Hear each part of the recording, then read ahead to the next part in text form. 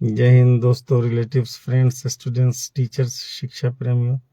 Once again यार Khan in front of you कुछ खास बातें लेकर हाजिर आ गया हूँ। आशा करता हूँ कि आप लोग कुशल मंगल होंगे और मैं भी अच्छा हूँ। मेरी दुआएं आपके साथ और आपका आशीर्वाद दुआएं मेरे साथ। और थैंक्स ऑफ ऑलमाइटी जिसने हम सब की रचना की, उसका हम सभी देशवासी धन्यवाद करते हैं कि हम लोग स्वस्थ हैं और हमारा देश आज़ाद है और हम एक आज़ाद देश के नागरिक हैं।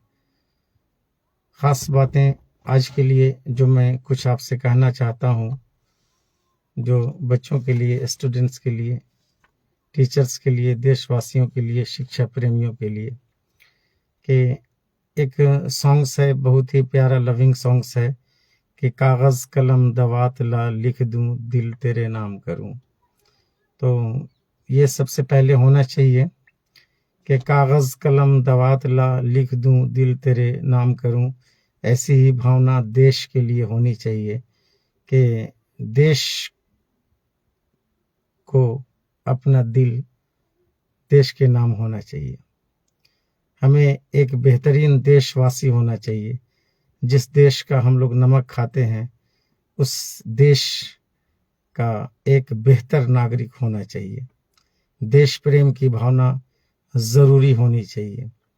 और हमारे देश के प्रधानमंत्री, राष्ट्रपति, जो हमारे 28 to 29 चीफ मिनिस्टर हैं, इन सभी का सम्मान होना चाहिए। बगैर पॉलिटिक्स के देश नहीं चलता। और कल हमारे संविधान के रचयिता की जयंती है, Bhimrao Ambedkar, who is the architecture of constitution, जिन्होंने संविधान को लिखा है। इसलिए कल पूरे देश में छुट्टी रहेगी। तो इन्हीं बातों से मैं आज का शुरुआत करता हूँ और कहना ये चाहता हूँ कि आज के ज़माने में तो कागज़ है, कलम है, लेकिन दवात का सिस्टम ख़त्म हो गया। पहले कलम जो है बांस से तराश के बनती थी और दवात में जो है उसको डुबो कर लिखा करते थे। बहुत कष्ट और परेशानियां होती थी उस ज़माने में, चूँकि कभी ज़्यादा इंक लग जाने से, कभी कम इंक लग जाने से हमारे अक्षर जो लिखे जाते होंगे, मुझको तो पता नहीं है, लेकिन मैंने सुना है। तो निश्चित गौर करने वाली बात है कि एक हाथ का ऐसा बैलेंस नहीं हो सकता कि बार बार उसमें जो है स्याही लगाई जाए, तो कभी ज़्यादा भी हो सकती है, कभी कम भी हो सकती है।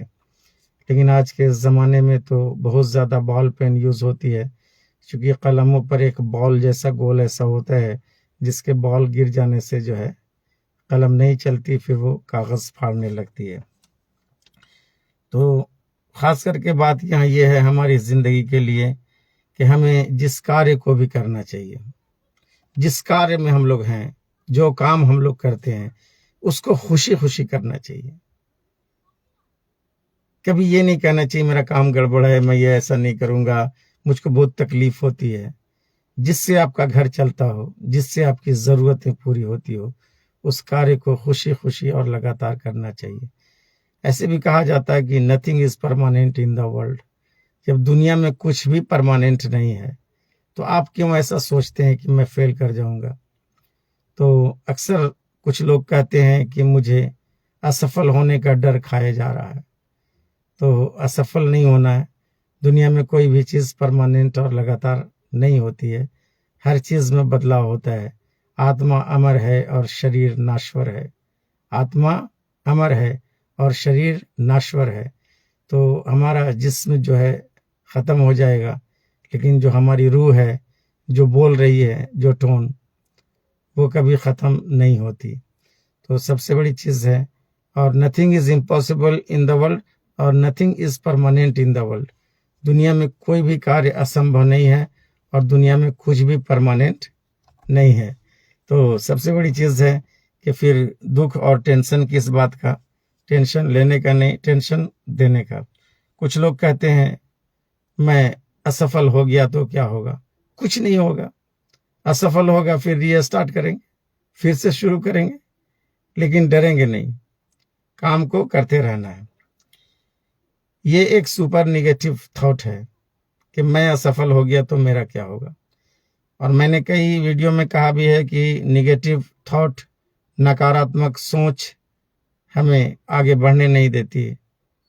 पाँव की चोट और नकारात्मक सोच हमें जिंदगी में कभी आगे नहीं बढ़ने देती।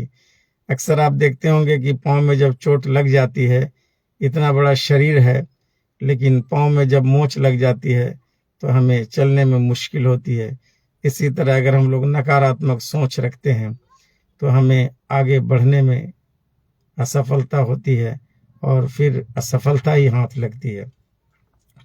तो कपड़ों की तरह अपने बिजनेस को न बदलें। Do not change your business like your dress. तो अपने पोशाक को कुछ लोग तो रोज बदलते हैं और कुछ लोग दिन में 2 बार भी बदलते हैं। तो अगर आप अपने बिजनेस को भी इसी तरह हर महीने चेंज करेंगे, हर साल चेंज करेंगे, तो मैं नहीं कह सकता हूं कि आप किसी भी कार्य के स्पेशल हो जाएंगे। आप स्पेशल नहीं हो सकते हैं। Thank you for like mister Golu Khan.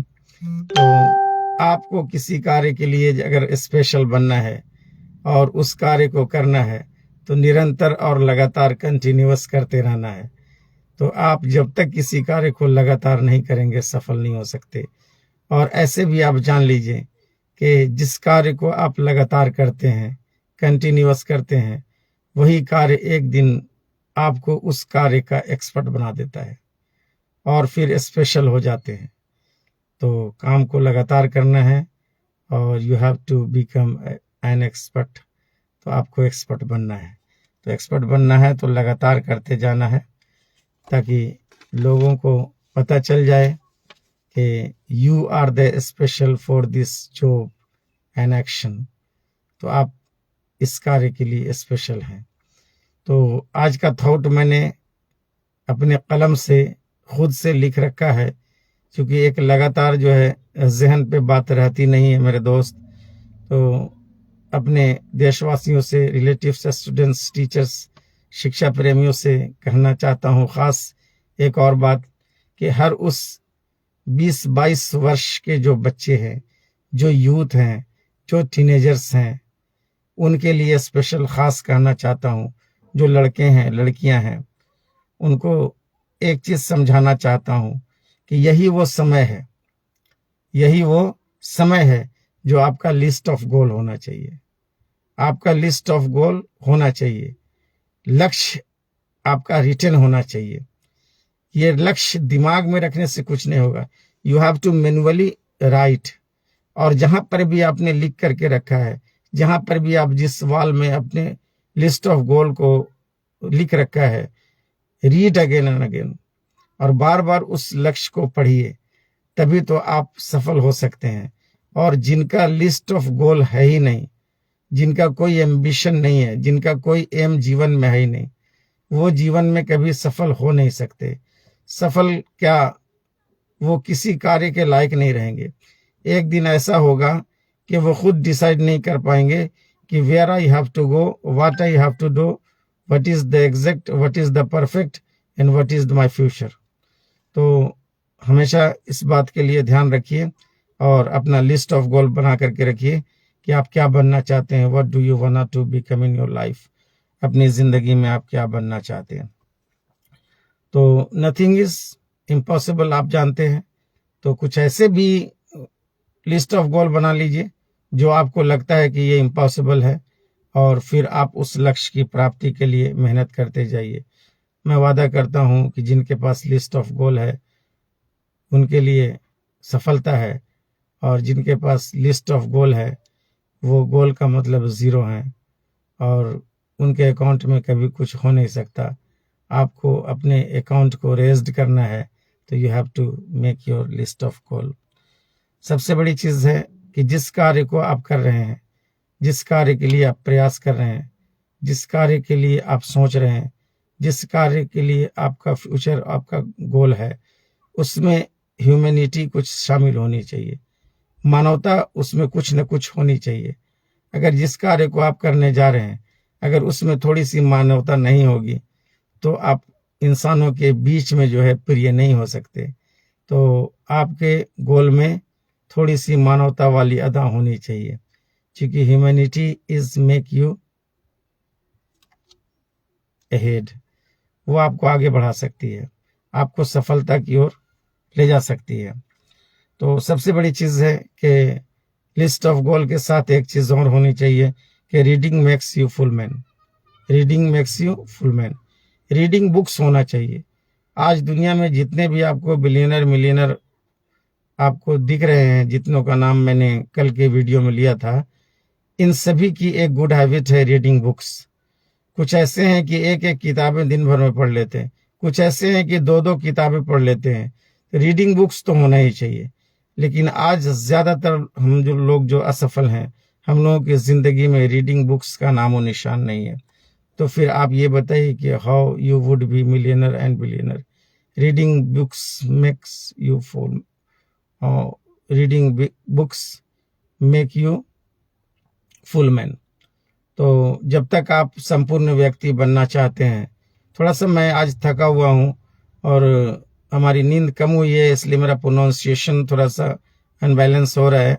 तो reading books makes you full man. तो किताबें पढ़ करके आप एक संपूर्ण व्यक्ति बन सकते हैं। तो बार बार देखिए, मैंने कई बार रिपीटेडली इस बात को कहा है कि आपको किताबें पढ़नी है। That all country people future, that all country people futures depend on youth. तो जितना भी हमारे देश का भविष्य का जो दारो मदार है, जो डोर है, वो सभी युवाओं पे है, आज के बच्चों पे है। अगर आज के बच्चों को हम लोग स्मार्ट बनाने के लिए कुछ नहीं कर रहे हैं, उनको अगर इंटेलिजेंट नहीं बना रहे हैं, उनको इंटेलेक्चुअल स्मार्ट नहीं बना रहे हैं, तो आने वाला समय एक दिन ऐसा आएगा कि हमारा देश हो सकता है कि सफलता से हट करके असफलता की ओर जा सकता है। क्योंकि एक सेंटेंस है ना कि youth is the shine of glory. युवावस्था जो है चमक का एक रास्ता है। तो हमारे देश में अच्छे स्कूल्स होने चाहिए, अच्छे कॉलेजेस होने चाहिए, और वो सभी शिक्षकों को, जिन शिक्षकों के द्वारा हमारे देश के बच्चे एजुकेशन प्राप्त कर रहे हैं, उनको inner part of heart and mind से, तहे दिल से, उन सभी बच्चों की आइज में, उन सभी बच्चों के ब्रेन में वो स्मार्टनेस डालने की कोशिश करनी होगी, जिससे कि हमारा देश एक दिन और प्रोग्रेस करे और तरक्की करे और विकास के बढ़ते कदम की ओर हमारा देश अग्रसर हो। तो देश हमारा विकास तभी कर सकता है जब हमारे देश का युवा स्मार्ट होगा, हमारे देश का युवा जीनियस होगा, इंटेलिजेंट होगा। तो सभी शिक्षकों से मेरा ये अनुरोध है, रिक्वेस्ट है कि कोशिश कीजिए कि जो बच्चे आपके सामने आ रहे हैं, जो स्टूडेंट्स आपके सामने आ रहे हैं, जितना भी आपने ज्ञान प्राप्त किया है, जितना भी सोशल मीडिया के जरिए भी आपको कुछ ज़हन हासिल हो रहे हैं, वो ज्ञान हासिल हो रहे हैं, उन सभी ज्ञान को भी बच्चों के बीच में स्प्रेड कीजिए, बच्चों को अलर्ट कीजिए। क्योंकि ये दौर बहुत हाई फाई हो गया और पैशन का दौर है, फैशन का दौर है, तो वैभव का दौर है। तो हम सबको मिलकर यूथ को स्मार्ट बनाना है, इंटेलिजेंट बनाना है, और जितने भी कार्य हमें करने चाहिए 15 से 20 वर्ष के बच्चों के लिए स्पेशल कार्य करना चाहिए। हम सभी देशवासियों की जिम्मेदारी है, हिंदू मुस्लिम सिख ईसाई चारों देशवासियों की, चारों फोरकास्टिज्म के देशवासियों की ये जिम्मेदारी है कि आने वाले यूथ को, आने वाले बच्चों को हम अच्छी शिक्षा और अच्छी सभ्यता और अच्छा संस्कार सिखाएं, न कि उन्हें जाति धर्म और ये कन्फ्यूज़न के बारे में कंफ्यूज करके उन बच्चों को ख़राब करें कि बच्चे सड़कों पर आकर वायलेंस करें, बच्चे सड़कों पर आकर हादसा करें और बच्चे अपनी ज़िंदगी को बर्बाद करें। जितना समय बच्चों को हम धर्म सिखाएं, धर्म तो ऑटोमेटेड है, इनर पार्ट ऑफ हार्ट में है। हमें किसी भी धर्म का जो प्रेम है वो इनर पार्ट ऑफ हार्ट में है। हमें दिखाने की क्या ज़रूरत है, हमें बताने की क्या ज़रूरत है कि हम धार्मिक हैं। वो तो हमारे कन कन में है, वो तो हमारे मन में है, वो तो हमारे तन मन में है। और हम सभी उस मालिक का धन्यवाद करते हैं। हम सभी धर्मों के लोग डिफरेंट स्टाइल में उसकी पूजा करते हैं और पूजा करना ही होगा, हमें इबादत करनी ही होगी, क्योंकि उसका जितना एहसान है, उसने ज़मीन बनाई, आसमां बनाई, हम सबको बनाया, और जितनी खूबसूरत खूबसूरत चीज़ें हैं वो बनाई, और जितना भी टेक्निक से कुछ बना है तो सब उसी मालिक की वजह से बना है। तो हम सभी उस मालिक का हम्दो वसना करते हैं, उस मालिक का नाम लेते हैं। कोई अलग से झुकता है, कोई सर झुकाता है, कोई माथा टेकता है, कोई मंदिर में घंटियां बजाता है, कोई नमाजें पढ़ता है। तो ये डिफरेंट स्टाइल है, किसी नाम से याद करें, हम तो याद उसी को करते हैं। ईश्वर अल्लाह तेरो नाम, सबको सम्मति दे भगवान। तो सबसे बड़ी चीज़ है कि वो ये नहीं कहता कि आप मुझे ऐसे याद करो, आप मुझे कैसे भी याद करो, याद तो तुम मुझे ही करते हो, और नहीं भी करोगे तो कैसे होगा, करना ही होगा।